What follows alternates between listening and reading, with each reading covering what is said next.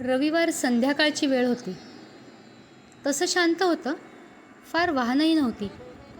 सिग्नलला उभा होतो. डावीकडे एक मोठं टोलेजंग बिल्डिंगचं बांधकाम सुरू होतं. 35 मजली 4 बिल्डिंग्स आणि त्याला 6 मजली पार्किंग. म्हणजे अंदाज येतोय किती मोठं बांधकाम ते. ह्या प्रोजेक्टच्या बाहेर उंच पत्रे उभे केले होते आणि त्यावर खूप मोठ्या जाहिराती लावलेल्या होत्या. बांधकाम पूर्ण झाल्यावर बिल्डिंग्स कशा दिसतील याचं रमणीय चित्र दिसत होतं. त्या चित्रांनाही चिक्कार लाईटिंग केलं होतं. त्या प्रकाशाने फुटपाथ उजळून निघाला होता. येणाऱ्या जाणाऱ्या प्रत्येकाला ते दृश्य बघायला भाग पाडत होतं.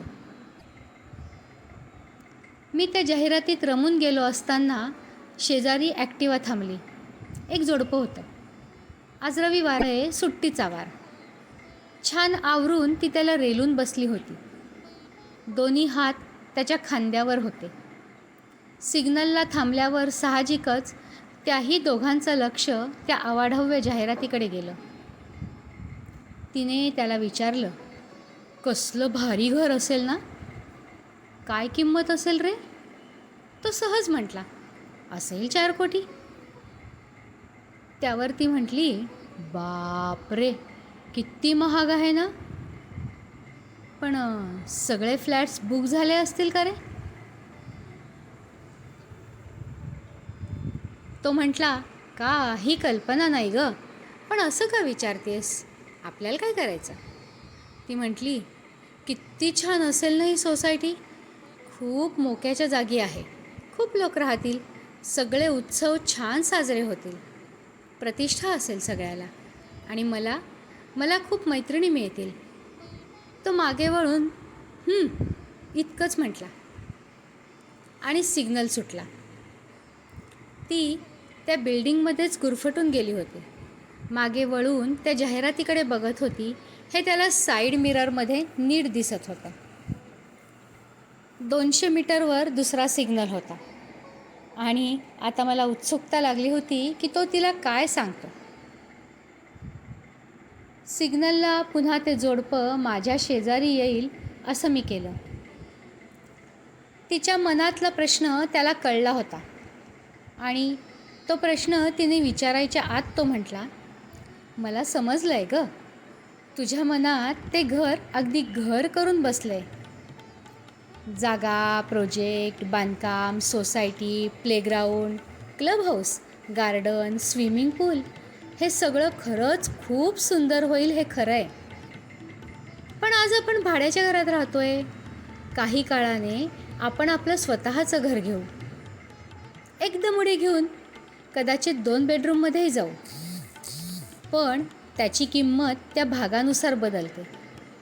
इथल्या सोसायटीचे मेंटेनन्स चार्जेस, येणारे लाईट बिल, काम करणाऱ्या बायका, फर्निचर, याही गोष्टी नक्कीच स्वस्त नसतील ग. इथे आपण येणारच नाही असं मी म्हणत नाही, पण गरज ही गोष्ट खूप महत्त्वाची आहे असं मला वाटतं. आपण दोघंही जॉब करतो. सकाळी लवकर उठतो आणि ऑफिसला जातो. दुपारचं जेवण तू लवकर उठून करतेस आणि रात्री भरीला काहीतरी करून आपण जेवतो.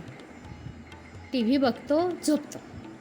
रविवारी दोघांना आराम मिळावा म्हणून बाहेर जातो, खातो. मग या मोठ्या प्रतिष्ठित सोसायटीच्या घरात आपण राहतो कधी? त्या वास्तूचा उपभोग घेणार तरी कधी?